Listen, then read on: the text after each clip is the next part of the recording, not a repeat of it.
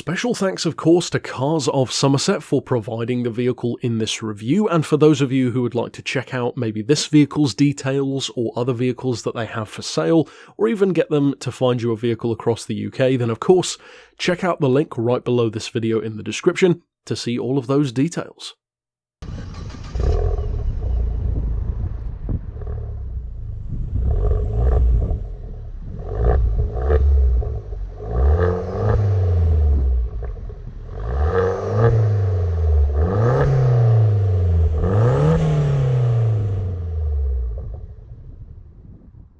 Here in the UK, the Vauxhall Corsa has a certain reputation. Let's just say it's the kind of vehicle which you'd expect to find in a McDonald's car park, slammed, massive exhaust, with an oversized speaker in the boot playing something like Lady Sovereign on full blast.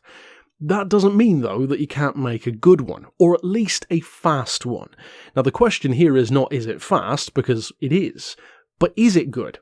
Can it move past that reputation of being something of a chav chariot and be, as I said in the thumbnail, more of like a mini cup car for the street? Can it genuinely take on your Ford Fiesta STs, your Renault Clio RSs, even something like a Mini Cooper GP or an Abarth even, an Abarth 595, etc.? Well, that's what we're going to talk about, and for those who are new to the series, I'm going to basically run into a brief collection of everything you need to know as an overview of the car. So specs, performance, how it feels, practicality, used prices, at least at the time of making the video, and of course some common problems which they can have. So first of all, the keen eye among you will have noticed this is not just a VXR. This is the VXR Nurburgring edition. And I have to give Vauxhall props here because this is not just a case of putting a stripe on the seat and adding $5,000 to the price. It's genuinely improved in a myriad of ways over the normal VXR. Now, the normal VXR has a 1.6 turbo inline 4, of course front-wheel drive, manual gearbox, 190 or so horsepower, about 170 pound-feet of torque, and that's good for a 0 to 60 time, depending on who you ask, of about 7 seconds. Ranges from about 6.8 to 7.2, as I said, depending on who you ask.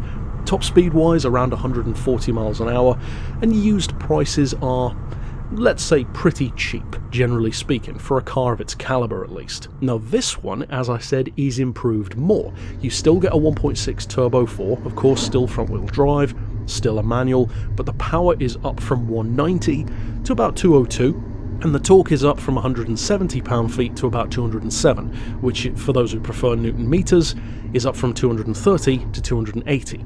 So healthy improvements there. The weight is still around 1,300 kilos, which might sound heavier than you'd be expecting, but again, newer cars are a little bit bigger, a little bit more technology put in there, so that's not too surprising. The performance is improved as well. Top speed-wise, about 3 or 4 or so miles an hour quicker, and the 0 to 60 drops to around the mid 6 second range. So certainly quick. It is a genuinely fast little car.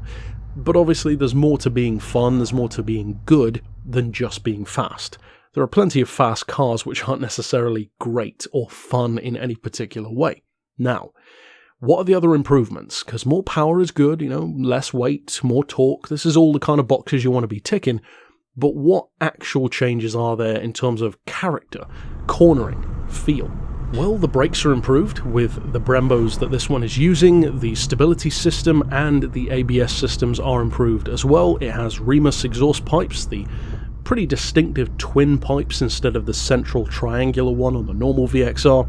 It has a mechanical limited slip diff, which I'm probably going to come back to because that's pretty essential on something that's small with a lot of power in a front-wheel drive chassis. It's lowered as standard more than the normal VXR. It has, of course, all of the Nürburgring edition badging, including a nice little etching of the circuit in the headrests, etc., and a few little bits and bobs here and there that say Nürburgring edition. And the Bilstein dampers are an improvement as well. So across the board, they put actual effort into putting good name parts, good name brands into making this car the more hardcore version. Now technically there's also another kind of end of run version for this VXR, but we're just going to be focusing primarily on this Nürburgring edition. Now in terms of pricing, at least here in the UK, for the Nürburgring edition you're looking to enter the market currently at about $5,000 or a fraction under. That's for like an 80-90,000 mile car. currently, at least through Auto Trader for example, you can pay up to about 12 grand for a super low mile example, and the average higher end is about the 10 grand region for reasonable mileage. Not show car condition, but good enough, certainly better than most, let's put it that way. Now, just before we get into the performance side of the discussion and how the car actually feels on the road, I want to touch on a couple of the issues that these can have, what you need to be looking out for when potentially buying one, etc. Now, the most common thing which came up when I looked it up was piston number 4. And piston number 4 can fail due to a combination of cooling effects and poor casting when initially making the engine. Now, you can remedy that by having the pistons improved, and some owners will have already done that. So, of course, check for that if it's a job you want to completely avoid, or take the risk, potentially if you want to. Now, if you have some smoking from the exhaust, either grey or blue, that can be indicating that issue, or turbo issues as well. Sometimes you'll have some issues with the gearbox, mostly related to 6th gear in particular, and the timing belt will need to have been changed at about 60,000 miles or so. The rear wheel bearings, from what I could see, are occasionally an issue as well, so those are the kind of things that you want to be looking out for. Apart from that, it seems like it's not too bad. Even something like a Volkswagen Polo or a Ford Fiesta, they have their own issues, so it's not that nothing else breaks down and this does have problems. Every car has its own little issues, and these are the ones which I could find for the VXR. But what then about that performance? What does it actually feel like on the street? Well, the performance actually reminded me, funnily enough, and this is pretty high praise coming from me, of a almost condensed version of the vibe that the Ford Focus RS gave me. And I know it's probably sacrilege, especially to Britain's equivalent of the Ford versus Chevy thing. In England it's more like Ford versus Vauxhall, because to liken it to a Ford is, as I said, probably a bad idea. You should be likening it to, I guess, an Astra VXR, but I really like the Focus RS. I reviewed it here on the channel and it was a lot of fun. This really reminded me of, like I mentioned, a condensed, chunkier, smaller version of that car. Now, I didn't like it as much, don't get me wrong, but it was similar enough to give me those kind of vibes. Now, one of the things which I think was a great choice, kind of an essential one really, was that mechanical diff improvement, the limited slip diff, because putting 202 horsepower through a front-wheel drive small car could fairly quickly result in having cumbersome handling, a lot of torque steer off the line, even heavy steering when you really floor it. So what does it feel like in that regard?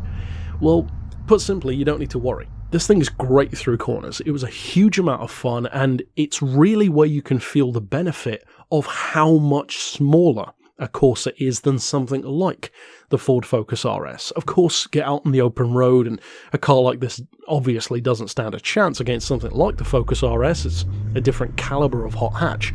But through corners, you almost feel like you can, in effect, use more of what this car has to offer than something like a Focus or another larger one like a Civic or a Golf. Yes, they're faster overall, but this just has even more chuckability. And there's another hot hatch coming to the channel in a couple of days, the Abarth 595, which has a similar kind of vibe, albeit in a less powerful form in that car. I would say that despite its reputation, this car was really fun to drive. It's not the kind of vehicle that I would personally buy if I was going to get a hot hatch, and of course there are still a number of hot hatches which I haven't driven, but I will definitely say, as the thumbnail alluded to, that it very pleasantly surprised me. It's the kind of car which for some people will never be able to shake its reputation, and trust me, I completely understand where that sentiment comes from, and I wouldn't necessarily disagree with it. If you drive a Corsa VXR, or any Corsa really that's sports or performance oriented in any way, you are going to be judged. So if you want to buy a car like this, then you need to be prepared for that. If you're a younger driver who loves the Corsa, you couldn't care less about that image because you just want the car. Maybe you even embrace that image. It's more so the older drivers, maybe if you're in at least your mid-20s, moving on above that, then, and of course the older you get, the probably less interested in the car you're going to be, but that is more the age group who's going to be more concerned maybe with having that Corsa badge on the car. For me, for example, it's kind of like the Range Rover thing. The Range Rover SVR was one of my favourite cars I drove this year, but I'm not really a Range Rover kind of guy, so even then I don't know if I'd actually buy one. For me, it's similar with the Corsa.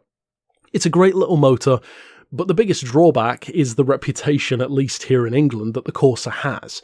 No matter how good this car is, this could literally have all-wheel drive, a sequential gearbox, and do 0 to 60 in 3.5 seconds, and it would still be viewed by many people, and hands up, even myself, before driving one, would have included the car in this as a chav chariot.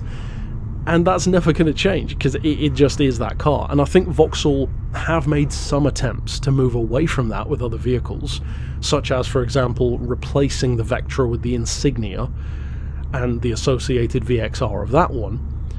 But for the Corsa, they haven't tried to do that as much, probably because the Corsa is such an iconic car. I mean, so's the Vectra, but the Corsa probably even more so.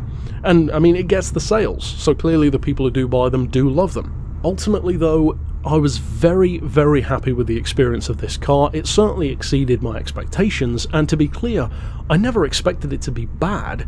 I just didn't really have particularly high hopes for it. I knew it would be quick. Funnily enough, again, kind of like the Range Rover.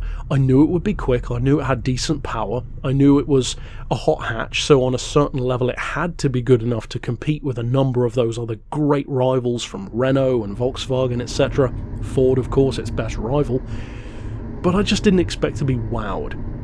The standout for me is easily how good that front-wheel drive chassis feels despite its power, and especially despite its torque. Putting 280 Newton meters through the front wheels, stock of course being relative on a pre-tuned hot hatch, that's not necessarily an easy task. You could easily mess that up, you could easily make it have awful handling. They did a great job. Honestly, a great job. The handling is really good. Some criticism has been made about the brakes. I believe it shares brakes, or the normal VXR I should say, shares brakes with the Astra diesel, I believe. This one though, as I already mentioned, with the uprated Brembos and a number of other improvements, the suspension, etc, I think it feels pretty great. This to me is the kind of car where you could drive it and have your mind changed completely about the Corsa and its image. Me, for example, as I said, was pleasantly surprised, but I still would never be interested in buying one, because just like with the Range Rover, that's not really my kind of scene. If you are already a Corsa fan, if you already like them, and if the idea of a VXR or a Nurburgring edition is like your dream little hot hatch at the moment, then you won't be disappointed. I can definitely say that. Trust me, it offers everything you would want from something like this. Great handling, tons of grip, the brakes are good, the performance is very strong. Of course, you've got that lovely little turbo whistle as well. Like I said, kind of like a mini Ford Focus RS. The looks are pretty good, I would say. From a non-Corsa fan, it's certainly an aggressive, eye-catching little car. So yeah, across the board, nothing necessarily mind-blowing for me, but definitely a pleasant surprise, and certainly a worthy contender in the smaller hot hatch market. And prices here in the UK, at least, as I said, are pretty cheap, and even cheaper if you go for the normal VXR. So certainly worth a look if you are interested in something like this, and of course I have featured other hot hatches on the channel, which you can find by clicking on the link right here on screen. But until next time, I'll see you then with another review, and for now, as always, thanks for watching.